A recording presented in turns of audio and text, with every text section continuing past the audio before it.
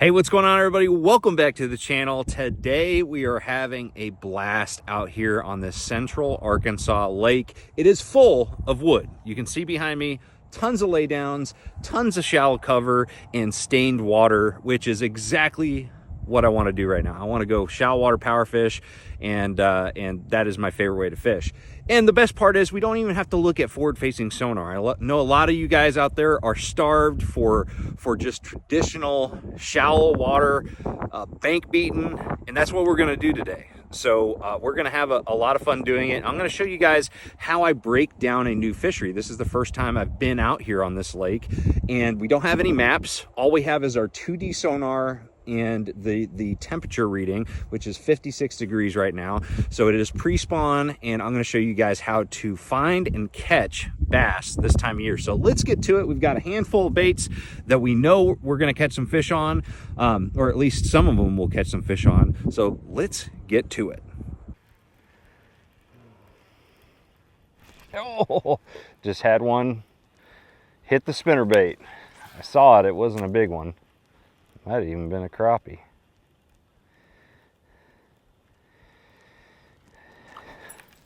Okay, I like that. I like that. A little bit of fast moving action.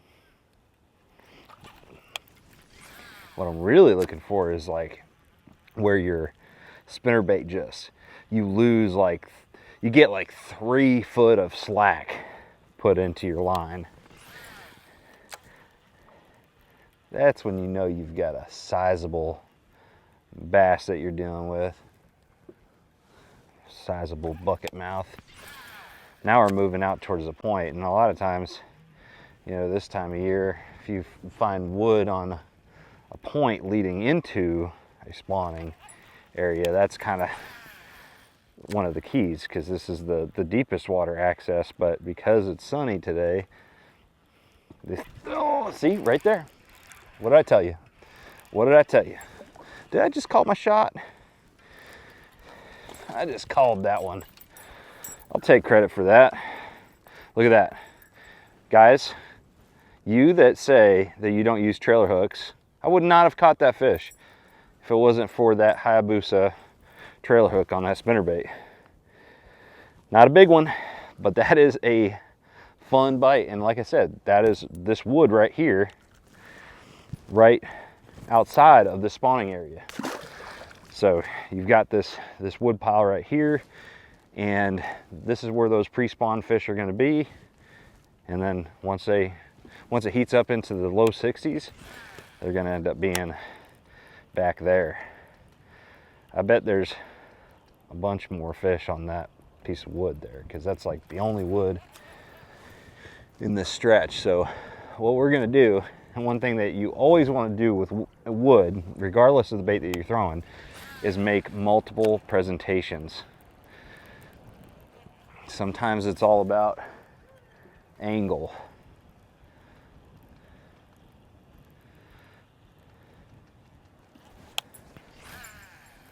All right, now we're getting something going, man. Getting the juices going. This feels good. This feels real good.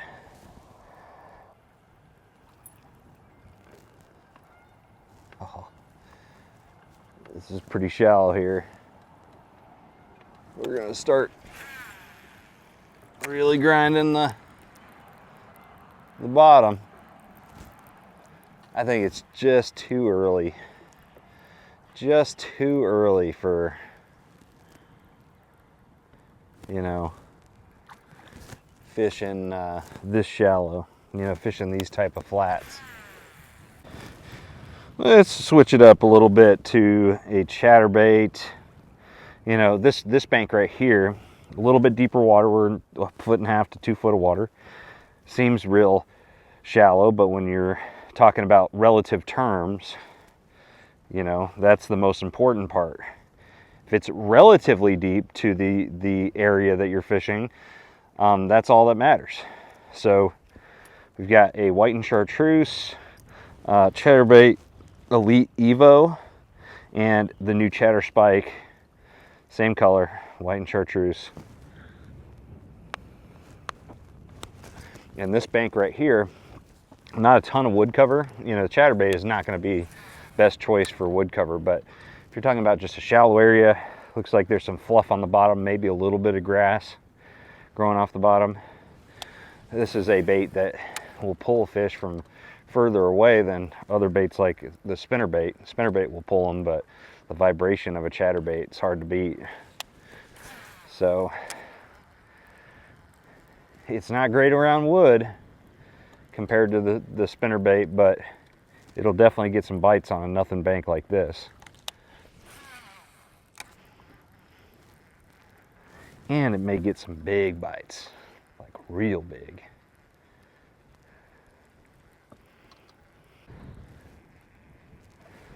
Okay, so the spawning area is back here. Okay, so this whole flat back there is like super shallow. You can't get to the bank because it's so shallow. But this shoreline must be like the where the creek channel comes in, quite a bit deeper, plenty of water. And really where I'm interested is right here towards the mouth of it. This is where those fish are going to stage before they move up to spawn. And so I want to make sure that I fish these key pieces of wood out here very thoroughly, especially with a jig and a spinnerbait. That is going to be the deal.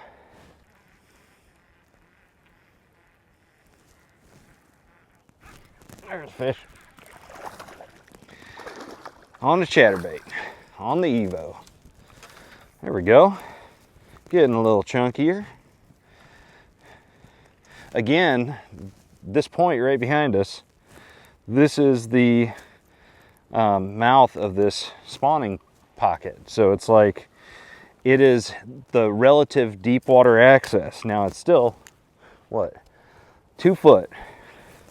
It's 2 foot on the Lowrance, but still relatively deep for this area. And this is where those fish are really gonna hang out. Like, you're gonna find the majority, 90% of the fish are right here on these secondary points and the creek channel bends and things like that leading into these spawning pockets and bays that are protected.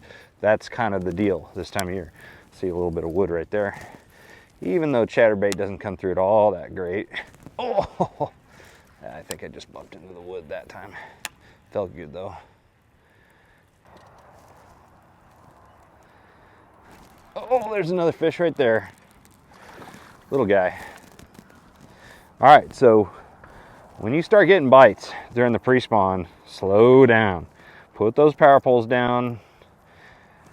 There's probably a bunch of fish in this area. So let's go ahead and just take our time. We got 2 bites in very close succession here. So let's see what we can find here.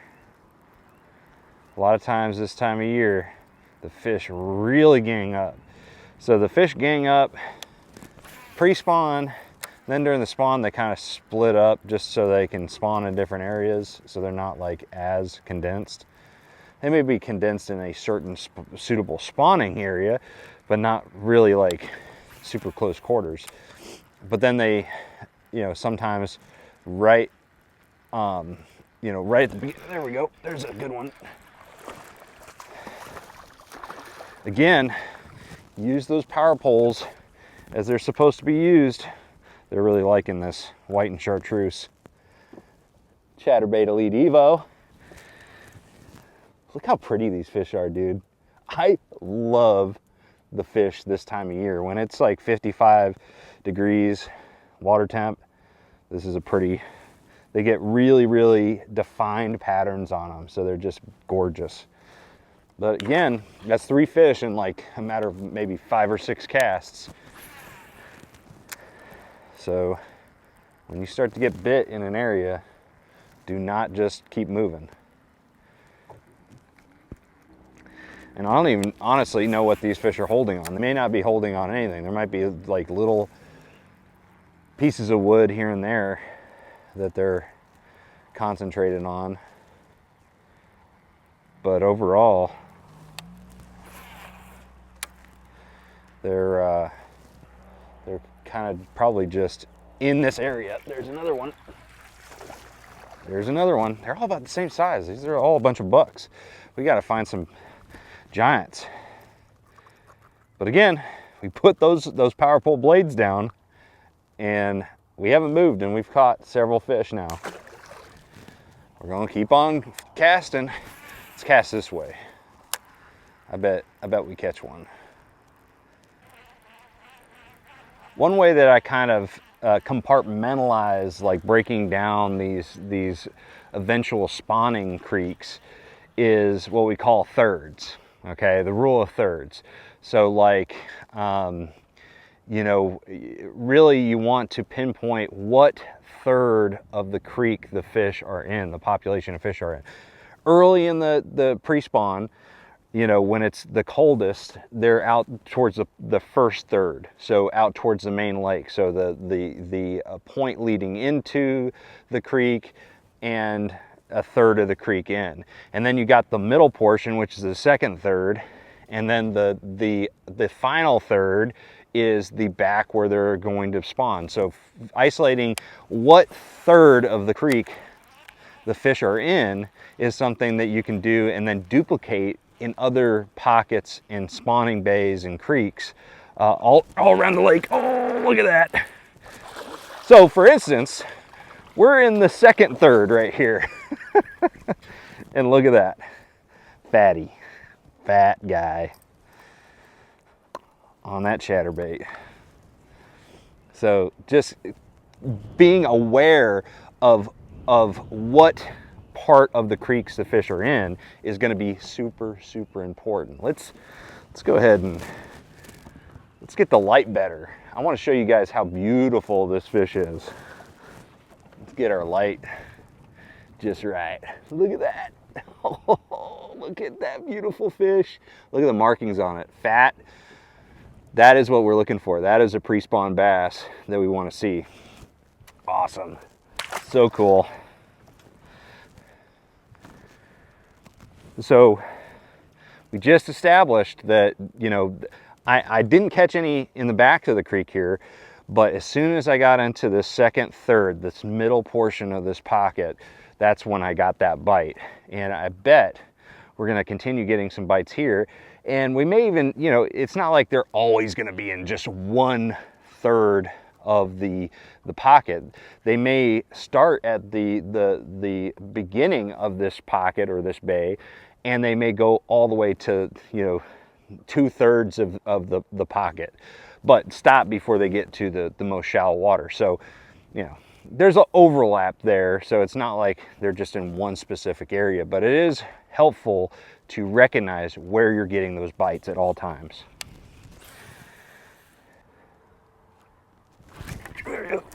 Good fish.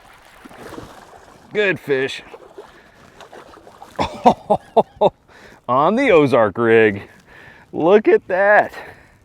Nice chunky 3-pounder. And on the Gremlin from Z-Man, check that thing out. Again, we got terrible light. We got terrible light, people. Let's turn this around.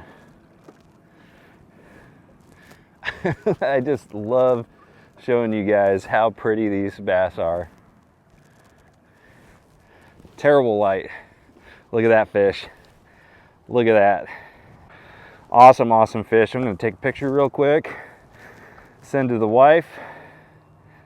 All right, guys, so that does it for today's video. This has been a ton of fun, and we haven't even used forward-facing sonar. Not that there's anything wrong with using active target or forward-facing sonar in general. It's a lot of fun to use that technology, but it's also a lot of fun to just get back to the basics and just use your eyes, use your senses to find, you know, shallow fish in the pre-spawn. It can be done, and it can be really super rewarding. So hopefully you guys learned a bit about how I like to break down a lake during the pre-spawn and find these shallow water power fishing fish.